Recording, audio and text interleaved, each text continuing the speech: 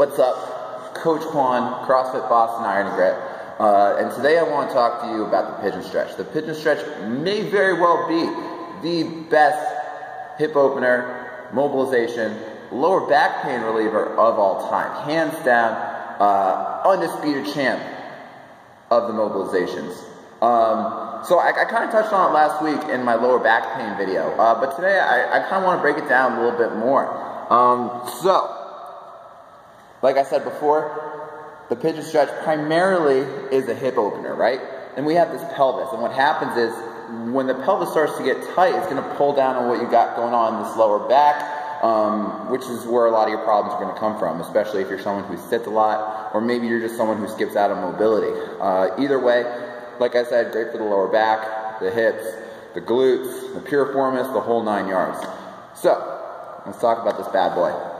What you're going to do, if you want, you can roll out a sticky mat, yoga mat. If you're anything like me, you're kind of sensitive around the knees, and the hard floor isn't great. You can roll out your mat. And what I want you to do is try to bring your shin as parallel with the top of your mat as possible. You can see I had to move my leg a little bit. You might be in the same boat. Bring your back foot so you can slide your hip down. So ideally you can make some contact with the ground. If your hip doesn't make contact with the ground, don't worry about it. You can grab an ab mat or a yoga block and you can place it right underneath there just to bring the ground closer to you. Most importantly, what I'm looking for is you have your hips square. A lot of times I'll see people kind of come off to the side like this. It's kind of hard to see at that angle. So I'll see a lot of people doing this and their chest will be off to the side. What you want to have happen is you want your sternum as close to the middle of your shin as possible. For me, I can come down onto my forearms. I can drop down all the way.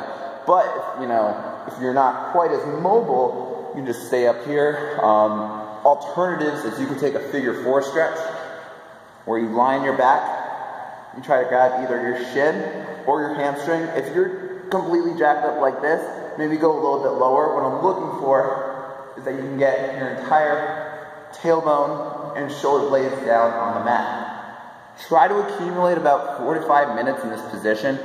That's an A+. If you're a little short on time, 2 minutes is great. I mean, it's better than nothing. Let's say you do this every day. Let's say this stretch mobilization, it's old news. It's kind of a has-been at this point for you. Grab a band with some pretty good resistance on it. And we're going to step in there. You're going to bring it up as far up in your hip crease as possible. And then you're going to come away from the rick, or, whatever you have that band strapped to. Maybe you're at home and you have a very stationary object. I was thinking table or a desk, but I feel like that would kind of slide a little bit. Anyways, something that's bolted down is not going anywhere. Try to set up that pigeon stretch once again, and you'll see my hips actually lifted off the ground. That's totally okay. What I want you to do is try to mimic this stretch the same way you did before. In that last mobilization, in the traditional pigeon, like I said, 4 minutes. With this, you can do 2 minutes. Really great stretch. I mean it. Like if you do this every day religiously, lower back pain gone in no time, hips open up, all of a sudden you're overhead squatting, all sorts of weight, and your flexibility goes through the roof. Anyways, that's it for today, guys.